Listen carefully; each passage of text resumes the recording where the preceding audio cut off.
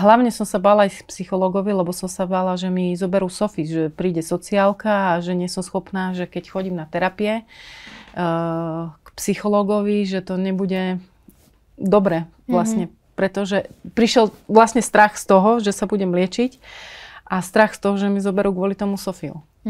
Takže ja som odmietala, ja som prvá v auguste až v apríli vlastne som išla na terapiu. Takže to bola dosť dlhá doba, čo som odmietala pomoc.